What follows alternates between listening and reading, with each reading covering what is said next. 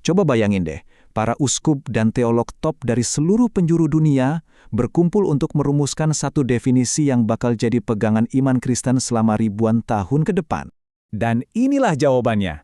Kuncinya diungkapkan dalam 4 kata yang kedengarannya sederhana tapi padat banget maknanya.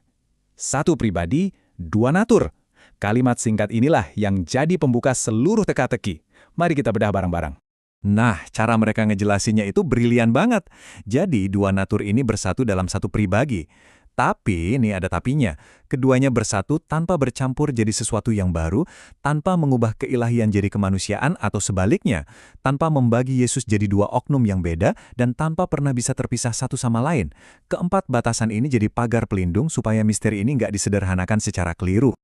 Oke, mungkin ada yang mikir, ini kan teologi ribet dari zaman bahela, apa sih gunanya buat saya sekarang? Jawabannya, penting banget. Justru ini sangat relevan.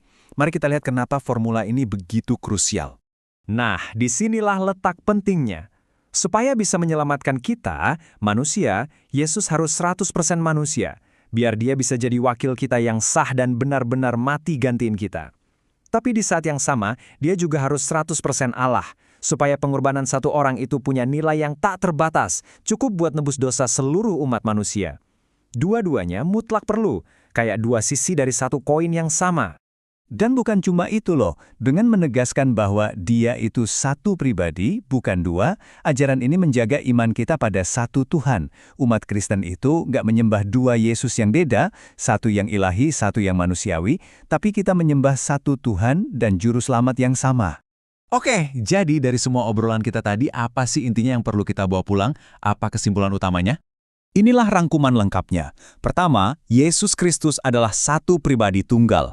Kedua, pribadi ini punya dua natur yang lengkap dan berbeda, ilahi dan manusiawi. Dan ketiga, kedua natur ini bersatu dengan sempurna dalam satu pribadi itu tanpa pernah tercampur, berubah, terbagi, atau terpisah. Itulah jantung dari Kristologi Ortodoks. Dan sebagai penutup, coba deh kita renungin pertanyaan ini. Gimana bisa ya sebuah definisi teologis yang dirumuskan lebih dari 1500 tahun yang lalu, terus punya dampak yang begitu mendalam dan bahkan membentuk cara pandang serta keyakinan miliaran orang di seluruh dunia sampai detik ini?